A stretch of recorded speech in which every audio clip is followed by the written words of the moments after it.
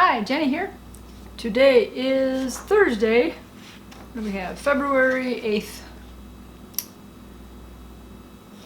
So, I realized the other day that it's been 1 year since I had my cancer diagnosis. On February 2nd, I went to go see my general physician, and she referred me to the GI doctor who I saw on the 6th. He did some biopsies on the lump in my rectum, and then the 7th he called me and let me know that the results were that it was cancerous. So, wow.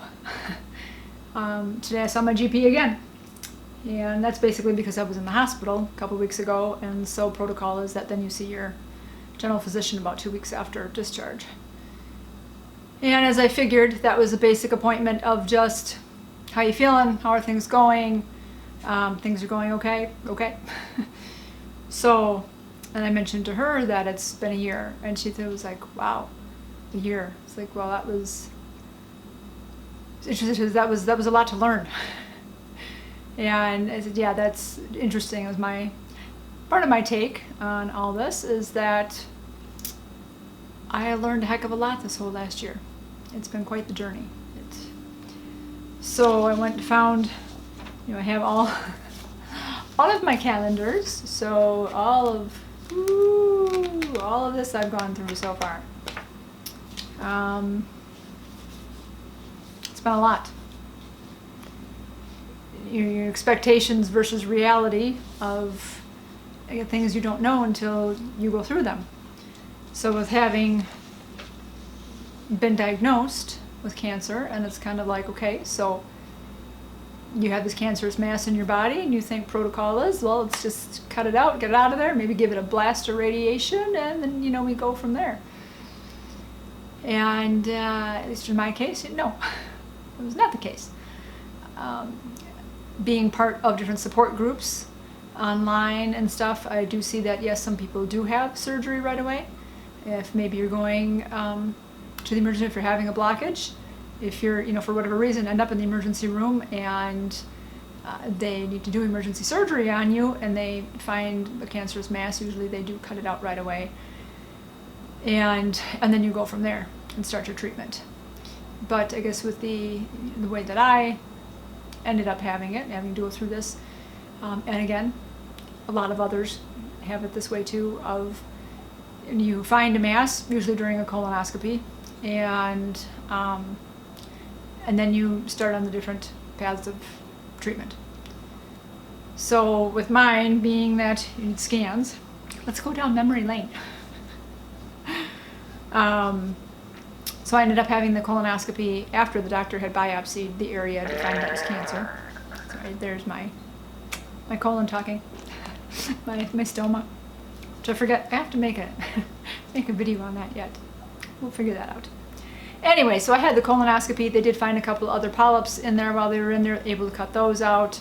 Obviously seeing that the mass in my rectum was too big to take out during a colonoscopy, and to maybe have surgery on that. So then having my MRIs done and meeting up with the oncologist and seeing what his take on this would be, what procedures, what protocol that he wanted to take.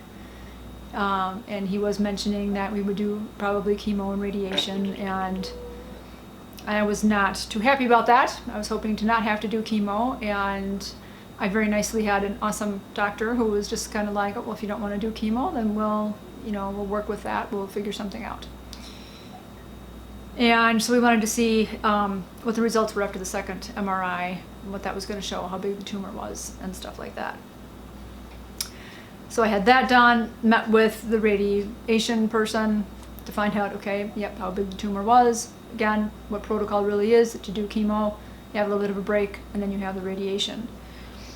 So talked to the oncologist again and said, yep, okay, let's do it. Let's go through protocol, which is going to work, and get this started. And then realizing that my iron level was low, I had to go through iron infusions. I forgot about that part until I looked at the calendar. It's like, oh yeah, I had to get some iron infusions. So that was a learning process, to go to a clinic and see what that was all about and how that works. And then talked with the surgeon and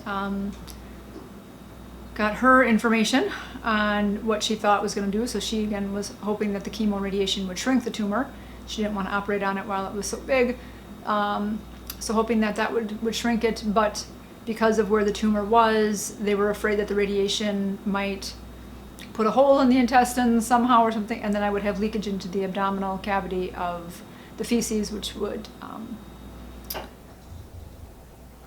make you have sepsis. Looking for that word. And you don't want that to happen.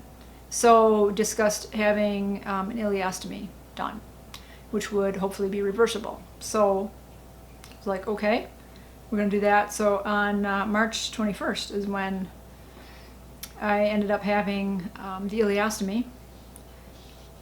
And that went all well. And in reality, so grateful that I ended up with the ileostomy, because knowing that with chemo and stuff, you kind of get the runs a lot and everything, and then you're really having your butt hurt. And well, because I had the ileostomy, I wasn't having any of those problems. So I'm very grateful about the way everything went. The angels, God, the universe, everybody, was on my side to have this all go so smoothly. And like I said, I had a fantastic team, loved everybody that I've worked with. So this has been great. Had my port placement on March 28th, so I had that a week after, which I was also happy for that. I know they've said that you can have your port placed and even have chemo the next day and all that stuff. I'm thinking, holy smokes. And I have seen people again online that they still have their little steri strip tapes on there. They've had their port placed and had the infusion. It works. It's there, it's ready to go. And, but those, both the ileostomy and the port placement surgeries, both went very easily for me with little pain and quick recovery time. So as far as everything that was going on, that was the fairly easy part of all of this. Had my first round of chemo on April 5th. And so learning all about what that was like, being in the room and seeing again how many people were there coming in for the chemo treatments mostly. Obviously some were doing some blood work, some were doing I guess some other types of infusions, but to see in person, again, how many people are coming through the clinic and stuff is just amazing. A lot of prayers from me going out to all of those people and to the nurses. They were all so great, very patient with everybody, even when they were super busy. There were times when there'd be a holiday, and so then they had to bump all those people that would have been there on that holiday day to the other days. And so there were a couple days that they were just super busy, which granted they know, they try to have extra staff. Sometimes the extra staff gets sick too and they call in, and so they were maybe kind of short staffed. They were awesome. They did a really good job with how they do their job. So again, grateful for all of that. Learning about how chemo works, and then having the pump on me, and then having pump removal, and then going through the side effects of the first bite syndrome, where your cheeks just kind of have all the tingles going on, and you can swallow cold things. I couldn't touch cold things with the neuropathy, not having an appetite for a couple days, being a little bit tired. At least that didn't last too long. I was still able to go for a lot of walks and stuff, so that was nice. Just pretty much kind of shot for the weekend. If I had my pump removal on a Friday, by Monday, usually by Monday I was pretty good. As time went on, it kind of took till Tuesday, maybe Wednesday, but chemo throughout May, chemo throughout June. I know that at one point the neuropathy had gotten so bad, the symptoms were starting when I only had like half the bag go through me. And so very nicely by that next appointment, I think it was the fourth one or so, that again, my doctor, the oncologist, nicely worked with me, where I was saying, I've got all this going on. I don't know if I could do another one. And he lowered the dosage of the oxaliplatin. I was doing the Folfox treatment, and so he lowered that, and that was good. The chemo and that went fine. So that was again, wonderful for as bad as all of the stuff could be and was. We made it work. We made it work. So July 12th, Wayne's and my anniversary, was my last chemo treatment. So that was really nice. And granted, the 14th, then I had the pump removal. And then I had some time off. A couple weeks. Let's see. I had 1, 2, 3 weeks off. And then we started the radiation. So the radiation wasn't so bad. Same. It was a short appointment. Hardest part of that was for me to be able to drink. You had to have your bladder full so that would kind of stay out of the way, so that hopefully wouldn't get damaged by the radiation, so they could just kind of concentrate on the area they needed to. So they'd have to drink a big bottle of water pretty much on my way to the appointment. But I was able to at least go to the appointments by myself. That was, again, I was grateful for that my husband didn't have to take off, miss an hour or two of work every morning to have to take me to the appointment and take me home, and then be able to go to work. I did not get so super tired even towards the end of the appointments, so I was able to take myself to every appointment. So I was grateful for that. That all went okay. 28 appointments of that. Like I said, the radiotherapy, the radiation part alone wasn't so bad, with laying on the table, having them do their thing. That was really 15 minutes. So in reality, they had patients every 15 minutes really on the clock. So that went well and quickly. And that was okay. Then towards the end of having the side effects of that, of having the itching of the butt area, so we had to be putting creams on there, had some blisters going on, more so towards the end. They said that 4th week is usually when it kind of hits you, and towards the end of that 4th week is when I had those symptoms of that. Plus I was also on the Xylota, capecitabine, /capecitabine pills, which again had the neuropathy come up. Now it wasn't the cold sensation, it was more just numbness. So I still have a teeny tiny bit in my fingers, noticeable just because also I know it's there. Still have it in my feet. Right foot not as bad as left, but still noticeable, just moving my feet. It's still there. So now my last treatment again was September 14th. And this is February, so September, October, November, December, January, February. So 5 months later, I still have some neuropathy symptoms. So hopefully in time, as we keep going again, that will end up going away. I know I've seen people in, the support group comments saying 4 years later, they still have neuropathy, they still, so it can last.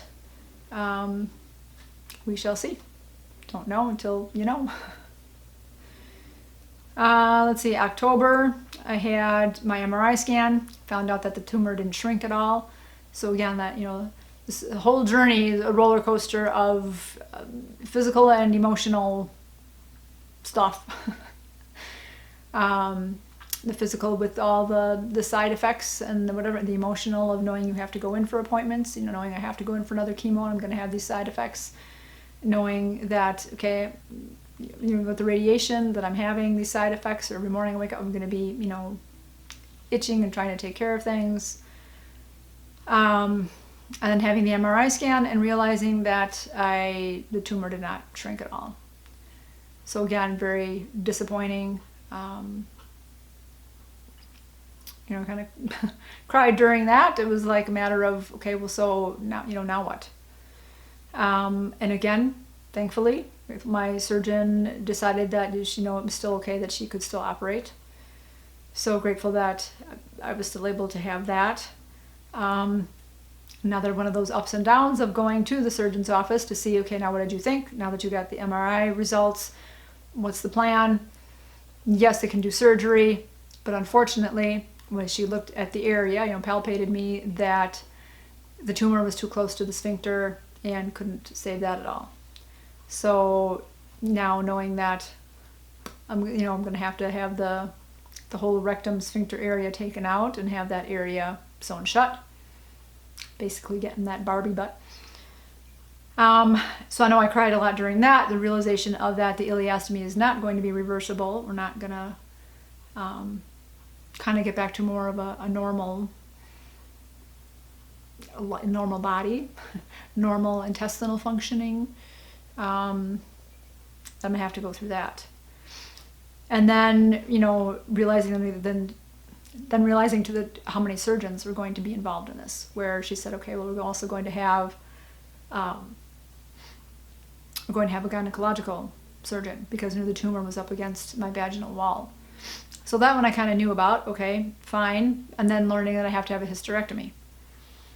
It's like, okay, again, wow, surprise, not something I expected.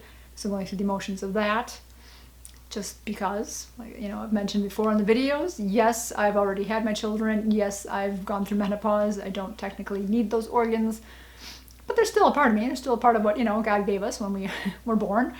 So to have that be removed, still a little emotional, and it was okay. Again, at least it's not something that I, really, need. That it's okay, take that out.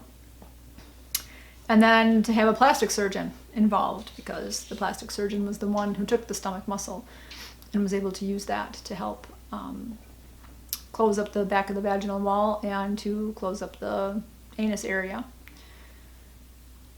So I get grateful that there are these people that know how to do this. They've done these surgeries multiple times. They know what they're doing. They work together as a team. They're all in the same office.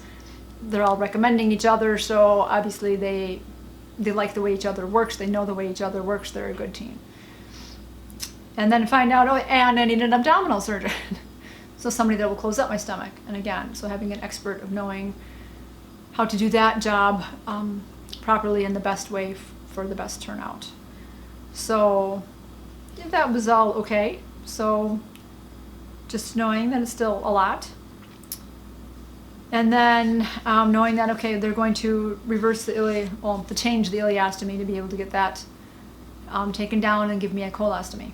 So to be able to still use the large intestine that's still there and put that out and be able to use the same hole. So that she knew she could use the same hole or not, depending on where they were going to cut the muscle. So there's that. Surgery day of December 7th, not that long ago. Knowing the surgery was going to take 6 to 8 hours.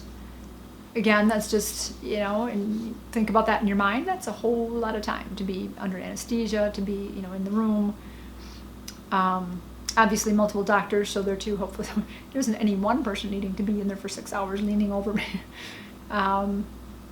But a lot, and then a lot for obviously Wayne to have to go through and sit through, even through this whole journey of the whole year of seeing me go through the chemo and the side effects and seeing me go through the radiation and going through the doctor's appointments with me and learning everything that is going to go on, could go on, possible things that could happen. And then for the surgery to be sitting there, in the hospital for 6 hours. But at least for him too, as each surgeon pretty much finished their part, they came out and talked to him. So that's awesome too, to let him know everything's going great, everything went smoothly, and to give him updates so he kind of knows too. He's not just sitting there for the 6 hours wondering, okay, is it good, is it not good, what's going to happen, is she done? So that was really nice. And then, having the big surgical line, having the staples, learn about all that, having to have staples removed, another experience of how that all works. Having the, anus area sewn up and having that heal. And having both of these things, basically, my husband's saying, it's like, one, I'm different. Different things that go on, it's like different people have said, during it's like, oh, I've kind of never seen that, or that's unusual, or so I'm somewhat of an unusual case. I may help them learn for if this happens in the future. One of those being too, when I was in the hospital, like with my whole stoma. Actually, that happened when I was just in that last week, where we had the ostomy nurse come up and change the my ostomy bag for me. And I'm saying, I've got this layer that covers the ostomy. Never happened with the ileostomy. I haven't seen anybody else talk about it, whatever. And even she was like, oh, she's been doing this job for, I think, 13 years. She's like, I've never seen that. It's interesting. She's like, it seems like it's a layer of mucus. So my body has a high production of mucus. which I also kind of found out, I went to the ER in January. So, let's back it up a bit. With having my surgery and being in the hospital then, and then finding out that I'm in remission. Can't skip that step. It was the one, whole big thing of because she didn't know whether she was going to be able to get it out, all of it out or not. So she had to leave a couple BBs in me, in my tailbone area, just in case I need more radiation. If they didn't get it all out, again, thankfully, gratefully that she was able to get all the cancer out. All the pathology reports showed no evidence of disease, that no cancer in the area, no cancer in the lymph nodes. So yay! So I'm in remission. Like I said, and then seeing the oncologist and confirming that that's the way it is, so that my chart was changed to say history of cancer. So there's that. And then on the 18th, I went to the ER with having a small bowel blockage, small bowel obstruction, and learning, more things. So I get to learn, ER. Again, thankfully, I have not been in the ER until I remembered I did when I was 5. When I was 5, I cut open my hand. I was going to water some plants with a glass pitcher, and there happened to be, it was like 2 planters that were on either side of a door to a business that my mom was at the moment, and I was there with her. And there was a little carpet that went down to the door, and I went to go water the plants, and there was a bump in the carpet. I tripped and fell and had a big piece of glass go in my hand.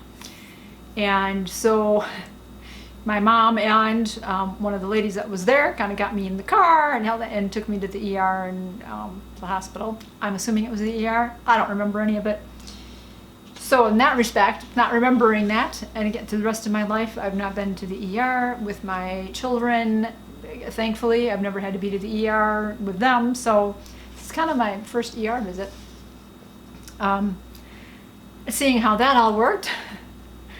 And then learning about all the NG tube and how that worked and all that sudden while being in there. Again, having the plastic surgeon's nurse come up and look at my butt one more time because I was supposed to have an appointment with her, and then saying, okay, yep, I'm finally healed. So that took a couple of weeks longer than usual. And then having the ostomy nurse come in and check me out and getting that taken care of. But yeah, what a journey. Here we are today.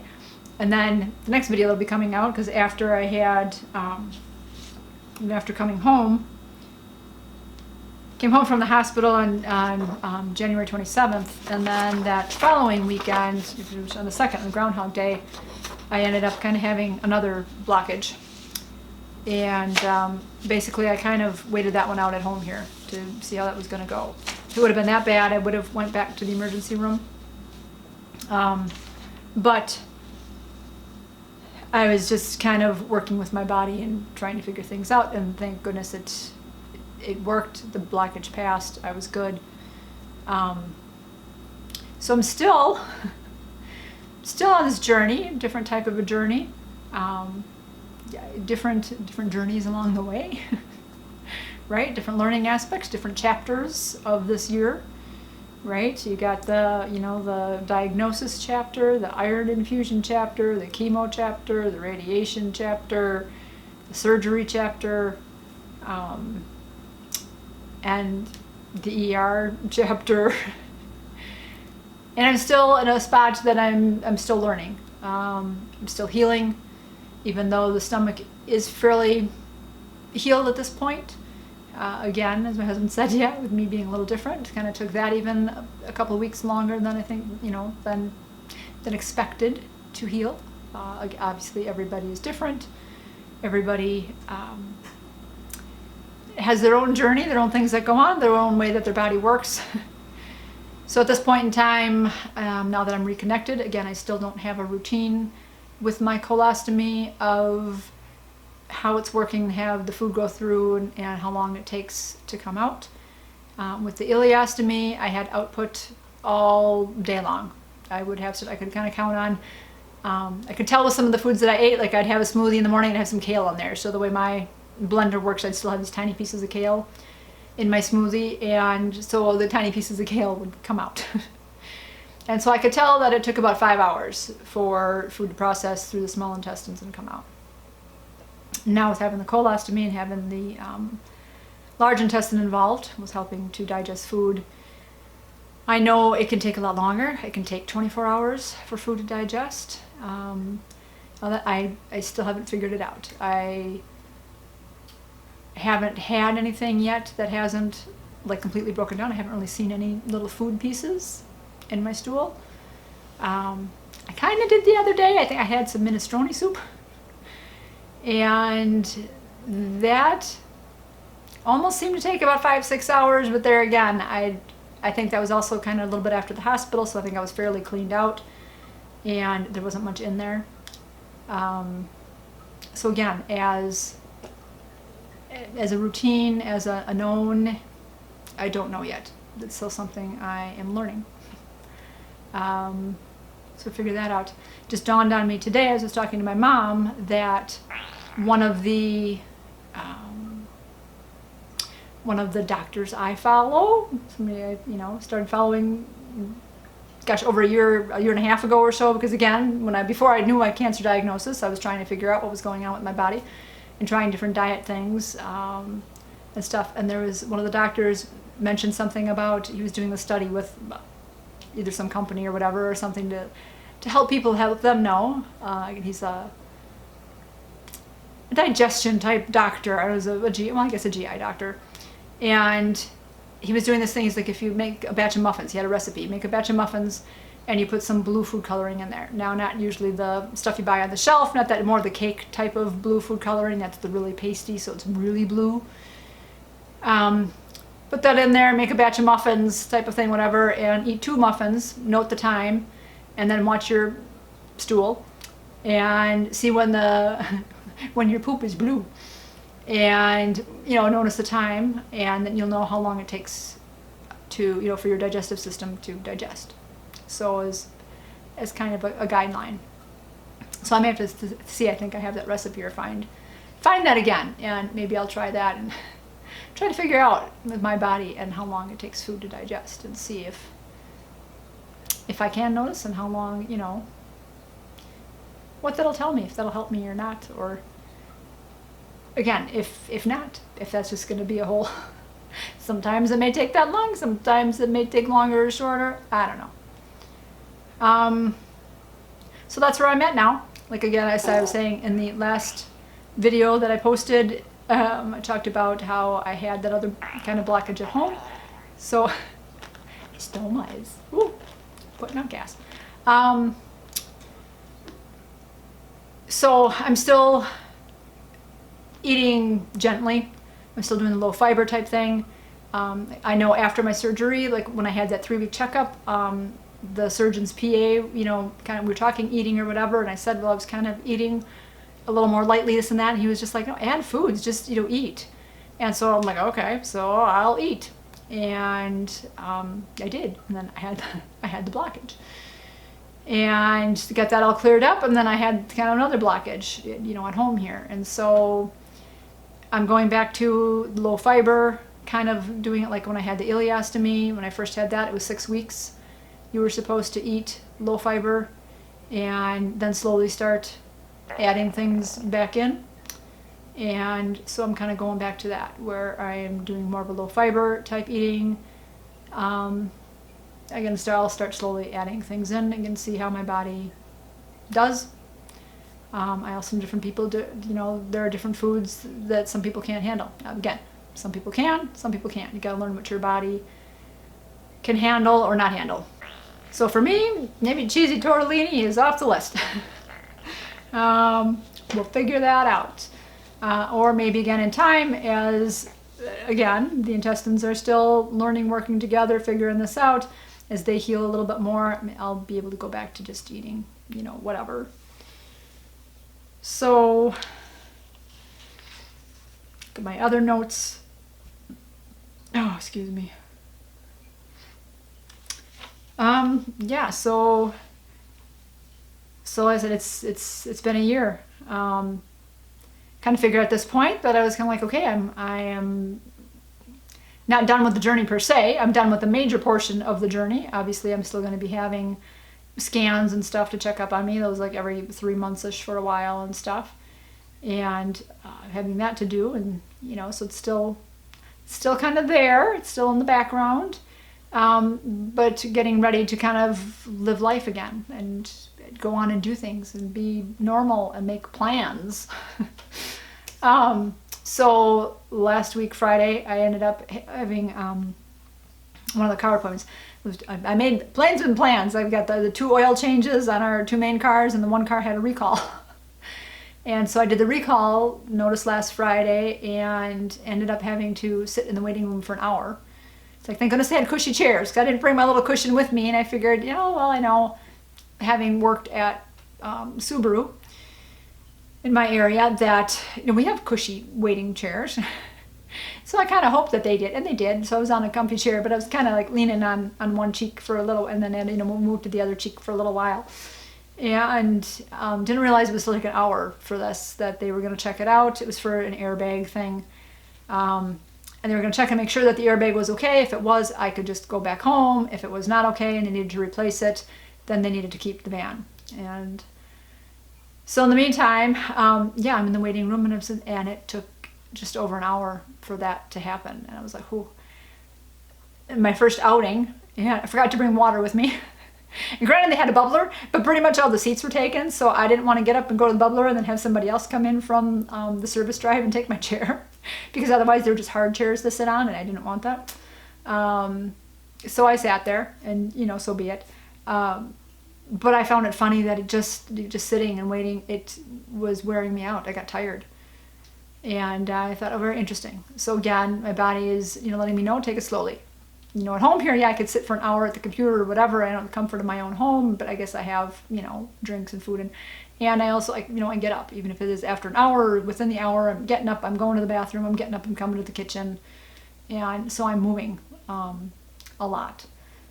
So to just sit there for that was interesting. So now I have 2 more appointments next week. Today I had my 1 doctor's appointment. That went fine. Sat in the cushy chair, and took a good 15-20 minutes before I got called back. And that was okay. That was better. And the appointment, went fine. Sitting in the office and going through that was, all fine. And then I said next week I've got 2 oil change appointments. And those usually take a half an hour. They're pretty good about getting me in and out. And so that should be okay. But that's where I'm at. Slowly getting myself back into real life. More concentrating on the eating journey. figuring that out. Also trying to not think about it too much. So kind of trying to let go. Like I've said it before, let go, let God. I've put it out, to the universe to help everything just operate the way that it should, let everything go smoothly, let it heal up completely, and let me just get back to my new normal. So that's for February here, and I have 1 more appointment. Here's my February calendar. 1 more appointment with the radiologist on the 21st. Again, kind of asked my general physician today. I'm like, I still don't understand why I have to see him. I don't need him anymore. At this point, being in remission, I'm good to go. And she said too, well, just for him to basically, see you and not tie up any loose ends on his end, but just to make sure that, yep, I'm still feeling good, everything is good, and then he can kind of say bye-bye. So I'll have that appointment. Again, that should go quickly. It's usually a 15-minute appointment, and it doesn't take long to get in to see him, and I should be in and out. And then March, at this point in time, I don't have any plans. So still have to call the dentist. They gave me, sent me a text the other day saying, hey, we've got 2 appointments available this morning. Unfortunately, I was sleeping still when they kind of sent that, and by the time I woke up and I called, they were like, oh, sorry, appointments are taken. So I could call and make a regular appointment, or I could just wait for these texts to come through, just start getting myself up a little earlier. and wait for one of those and jump on it and get my teeth cleaned. Yeah. And then when I get the eating thing back down and I feel that I'm comfortable with that, I can start having lunches with my girlfriends again. So that will be nice too. That's my plans for the future. So yeah, March coming up, I got the 3 birthdays. My mom's birthday, my husband's birthday, my one daughter's birthday. So hopefully we'll try to go out to eat somewhere, you know, nice for that. That'll be my big March thing, something to look forward to, of being able to feel comfortable enough that we can go out to a restaurant, and then I'll still be good enough to just be eating regular food. In any case, that's it. Again, I thank you for all your prayers coming in. I thank you for all your comments. As I say, I do read those, and I keep you guys in my prayers also. And I appreciate all the prayers coming in. I think that has helped me so much. I know it has helped me get through all of this when I'm having my sad days, and I put my call out there for prayers. You guys are all right there, and you send your prayers and love and light my way, and it helps, and I so appreciate that. So again, I hope you are all doing well.